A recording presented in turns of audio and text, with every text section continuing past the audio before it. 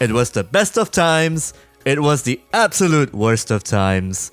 2020 could be seen as a clusterfuck for many people. Well, the whole world really.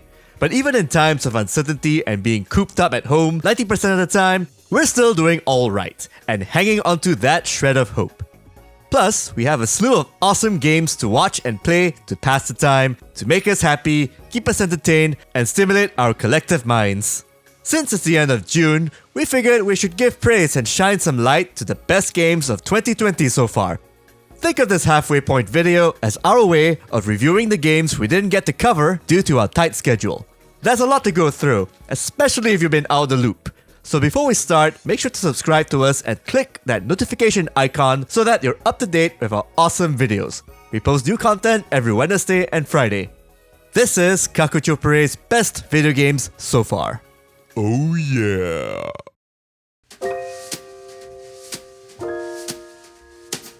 We'll have to get the obvious highlight of June out of the way. While The Last of Us Part 2 will divide many fans over its bleak narrative and the axing of certain characters, Naughty Dog has nonetheless done a great job in blending storytelling and action-adventure gaming once again. A stark contrast to the happier Uncharted series, this sequel provides a tense challenge, a bit of survival horror action, and pretty graphic aftermaths to your actions as a survivor on a quest for vengeance and justice.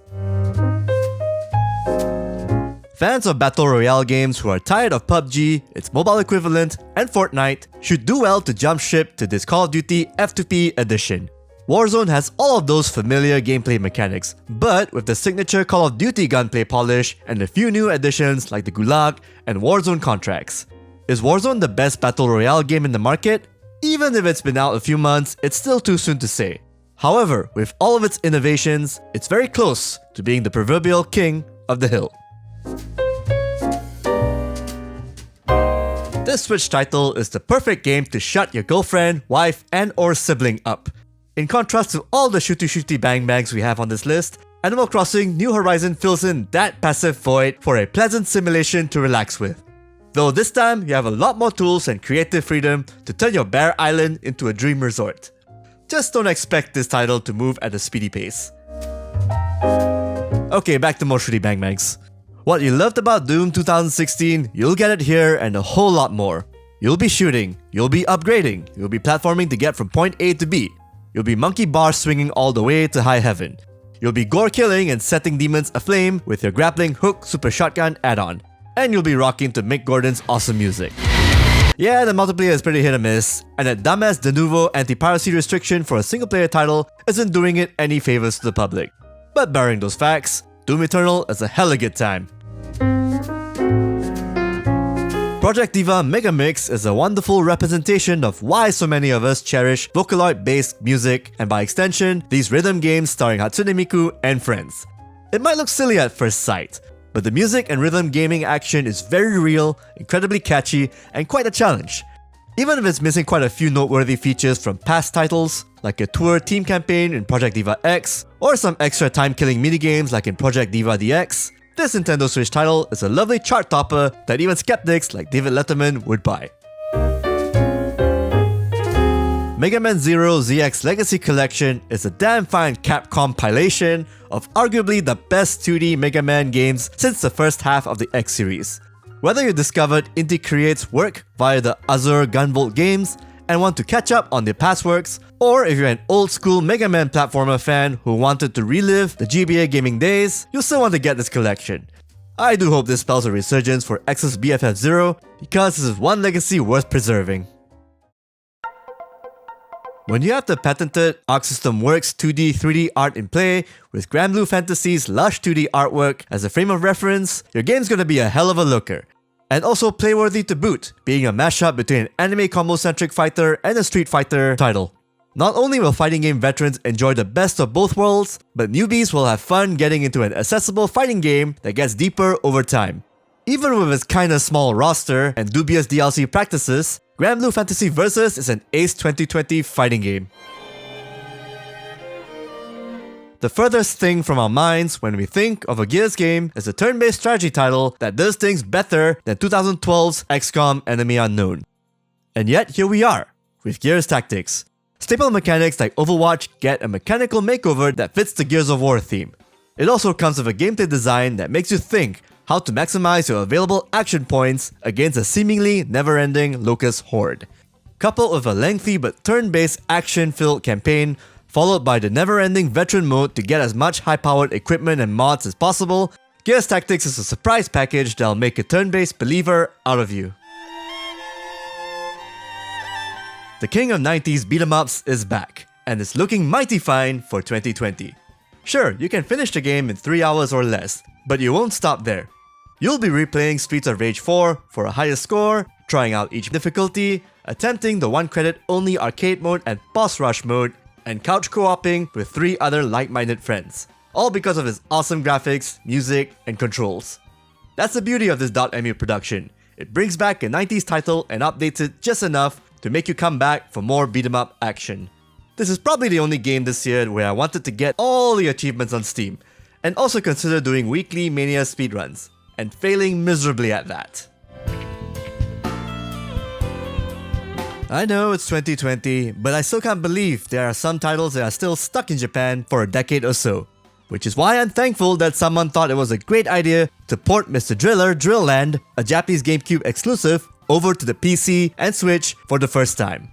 Mr. Driller Drill Land features the same dig downwards and score points gameplay you knew and loved back then, but with a dozen more modes that explore the core drilling mechanics in many, many creative ways. The revamped graphics look incredibly awesome in HD, without looking like a cheap up-res. Honestly, we're surprised this remaster was even in the cards, considering Bandai Namco's love for making too many anime games people will forget after a day or two. Props to the company for bringing in the ultimate version of Mr. Driller for the world to play. Valorant is a novel yet familiar take on the hero shooter genre. It's basically Counter-Strike with some bits of Overwatch added in here and there. However, its focus on raw aiming skills and team-based tactics is what makes this Riot Games shooter valuable in the long run. You could complain about it being nickel and dimey, but that's how free-to-play games are anyway. The most important elements, the maps and characters, are not behind a ludicrous paywall. As it stands, Valorant is 2020's most accessible, team-based multiplayer shooter that has a bright future ahead of it.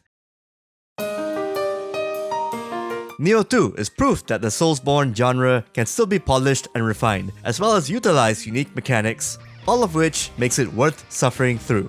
Team Ninja's latest title is definitely more accessible than Sekiro: Shadows Die Twice.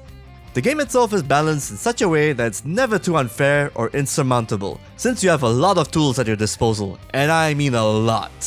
It's very, very satisfying when you figure out a boss after many deaths.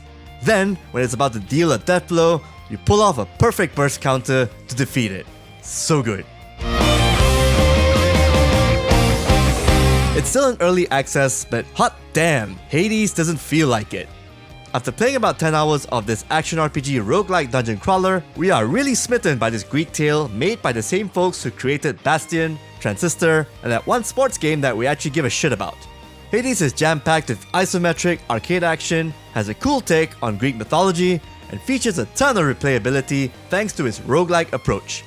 Coupled with the patented Supergiant Games visual and audio touch to make it stand out, it's a hell of a ride. I don't use the word triumph that many times in the games I review, but in Ori and the Will of the Wisps' case, I'd gladly copy-pasta that word onto its adorable face. Ori 2 is a triumph in 2D platforming this year, arguably for this generation of gaming. It supersedes everything its prequel does and then some. It challenges you with its death-defying platforming and boss fighting moments, and it's an absolute joy to watch and hear. And thankfully, we're not the only ones feeling this way about this Xbox exclusive title. Damn, that's a lot of deaths. One of 2010's best Wii JRPGs just got a whole new fresh coat of paint. No, not Pandora's Tower, though that would be nice. I'm talking about Xenoblade Chronicles, now with a hefty definitive edition stamp on it. Granted, its sequel had a bigger and grander scope, but I won't count out this game at all, especially if this is your first Xenoblade title. Even if some moments of the game feel dated, this definitive edition is still a worthy playthrough if you're looking for another RPG to play on the Switch. Experience how grand and creative this world of Bionis is, get to fighting with its awesome combat system, and just chillax to the epic majesty that is the Gaur Plains theme. You knew this game was coming, but we can't help it. There's just a lot to unpack from Final Fantasy VII Remake. One half a nostalgia trip, and one half revisionist history exercise that forms a 30 to 40 hour action RPG title. Even when it's a bit long in the tooth, it ends up being a grand experiment that succeeds in all fronts. Both as a gateway drug for newer Final Fantasy fans, kinda, but mostly as a love letter to old school fans who want to see a new take on a game they cherished 20 plus years ago. Also, Ares 2020 is best paid than Tifa. Fight us! With so many great titles already out in the first half of 2020, we do wonder how the second half will top this current selection. Be sure to subscribe and hit that notification button for more video game and pop culture goodness, out every week. Until then, may your second half of 2020 be less sucky.